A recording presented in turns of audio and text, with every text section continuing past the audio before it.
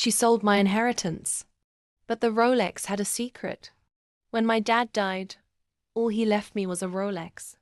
Not money, not property, just a gold watch he wore every day. That watch was everything to me, until my mother sold it to fund my stepbrother's tech dream. 3 days later, the pawn shop owner called me, and what he said changed everything. I was 17 when my father died.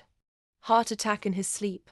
He was my best friend, my protector, my only parent who gave a damn. Mom had checked out long before that. Emotionally distant. Cold. The kind of woman who hugged you like it was a chore. At the funeral, she handed me a small box. No words, just a glare. Inside, his Rolex. Engraved beneath it were the words, "For my girl, when the world turns on you, this will turn everything back." I wore it every day like a shield until she remarried. Enter Brad, the new husband, and his genius son Kyle, who couldn't code to save his life, but had the next big app idea. One day I came home, and the watch was gone. Mom didn't even flinch. "It's just a watch." I sold it. Kyle needed capital. My heart shattered. That was my father's final gift. She didn't care. She never did. But 3 days later, I got a call. It was the pawn shop owner. "Miss, I need you to come down here. There's something about that Rolex." I rushed there, thinking maybe I could buy it back. But he pulled me into the back room and held up the watch. I opened it up to verify authenticity. Look what I found.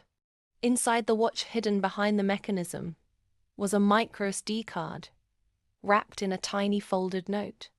The note read, "If you're reading this, I'm probably gone. This card contains encrypted files, proof of embezzlement, offshore accounts, and stock manipulation I uncovered from my old firm.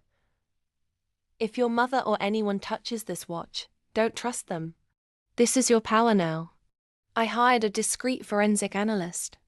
We decrypted everything. Turns out, Mom and her new husband were deeply involved in Dad's mysterious work scandal before he died. He'd been silenced. The files contained enough to launch an investigation. And I didn't just go to the police, I went to the press. Front page news. CEO and wife linked to corporate fraud in $80 million scandal. Their assets? Frozen. Kyle's startup? Shut down before it could launch. Their faces? Plastered everywhere. And me?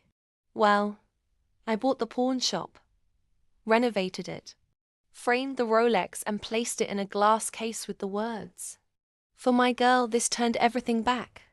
A month later, I received a letter from my dad's lawyer. Dad had changed his will 2 weeks before his death.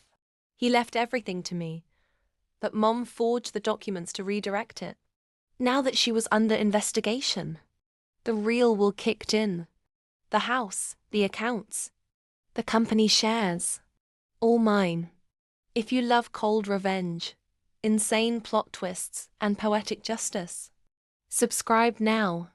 Because, darling, this is just the beginning.